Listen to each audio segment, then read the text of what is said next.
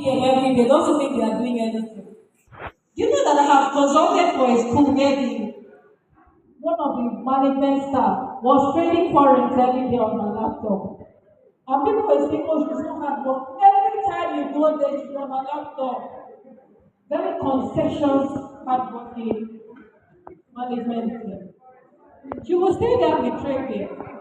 And everything was crumbling. And she was making money off the school out.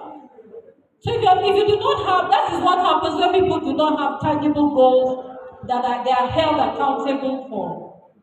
You must have goals for each staff. Example, I should say by December, we should have a proper funding system so that you're evaluated on that.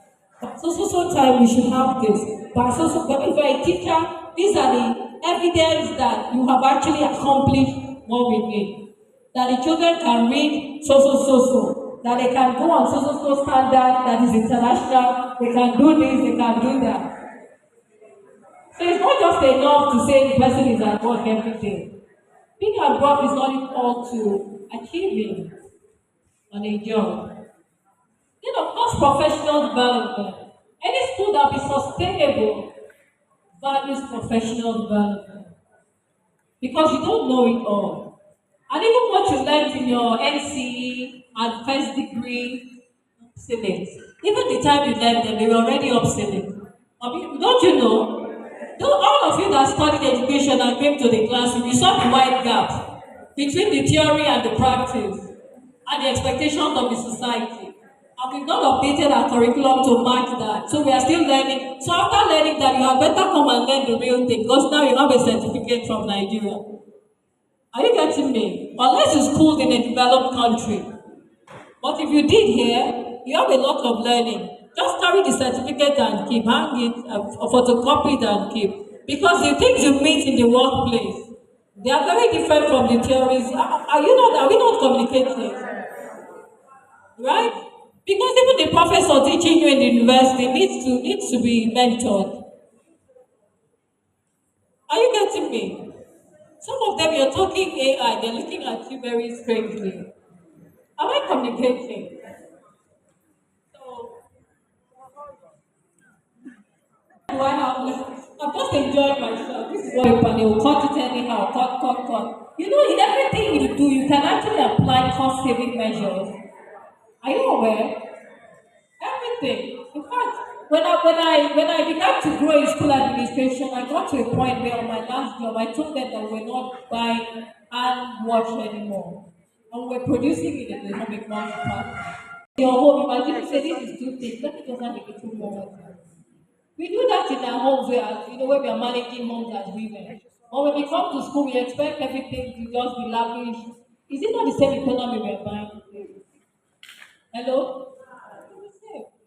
When you're giving job money as a woman, what happens? You know there's wahala. If you don't manage, right, with the way things are in the market, you have to constantly adjust.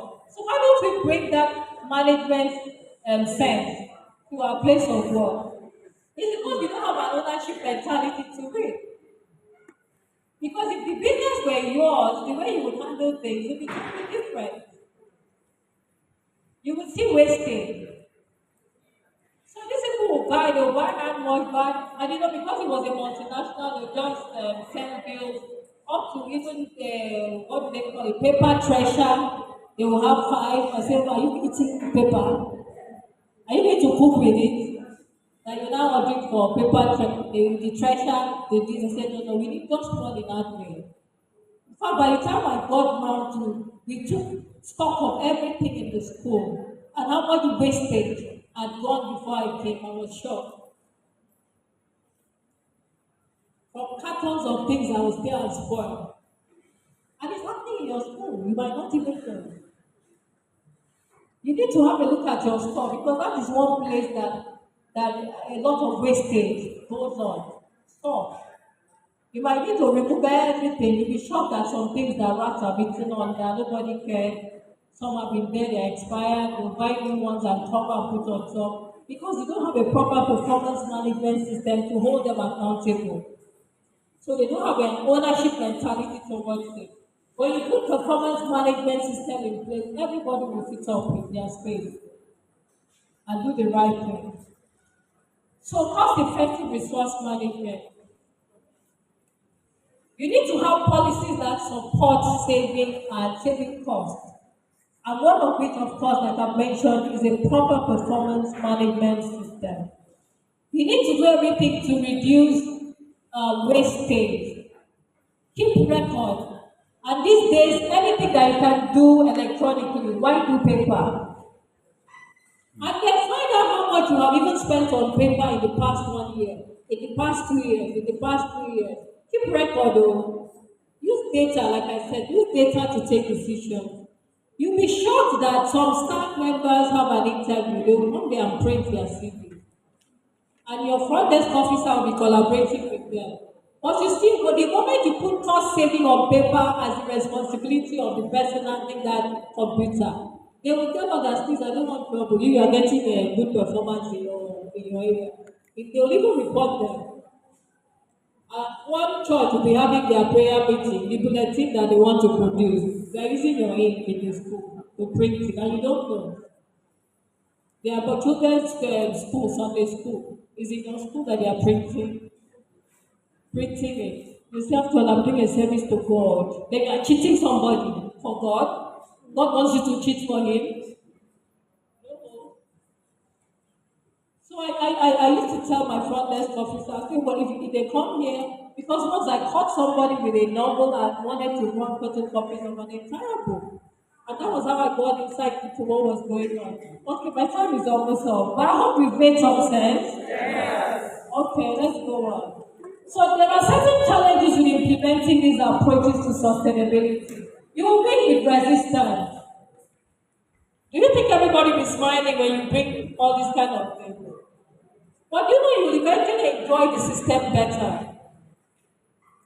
You will enjoy better because then when you're clamoring for salary increase, you're saving costs towards those things gradually. But there's no magic that can happen for a school owner to increase your salaries with the current economy. Trust me. I've been in management and I can tell you. So you need to identify common challenges that you'll experience when you're implementing sustainable strategies in your school and then discuss this among yourself as a team. We might not have time to do this because I'm already being warned. There's you budgeted, you planned. Even the people who are organized and budgeted are facing problems. Yes, how about the school that is not even budgeting or taking? That is big wahala. Big one. Resistance to change. Competing priorities. Some things can just come up, emergencies. Okay? Short-term focus and survival due to the economy. Some schools owners say, please, let's take it one day at a time so that I don't die. And you will not blame them. Nobody wants to have a mental problem over a school you founded. Right? But you have to think long-term if you're going to be sustainable. Have a 5-year plan. And start working. Yeah, and then you'll be adjusting as the economy throws you all the classicals that we're experiencing, right? Lack of stakeholder engagement. That's why you should carry everybody along and have an inclusive leadership, okay? Lack of awareness and training. Okay, in conclusion, schools need to become more aware of the need for sustainability, not just from the leadership level, from the gatemen to the caterers to teachers to everybody, support staff. Okay? Sustainability is achievable, but you have to be intentional about it. The leadership and corporate governance have a lot of role to play, okay, in the sustainability of the school. Having a clear sense of direction and a roadmap helps you to be sustainable. So the school's financing, adaptability, the buy-in of the employees are all needed. I know early years, you don't do boarding in early years. It's only a few schools I know that force children to early years. There are a few schools. And this is the only copy left, so you can only buy the soft copy. The school administrators compare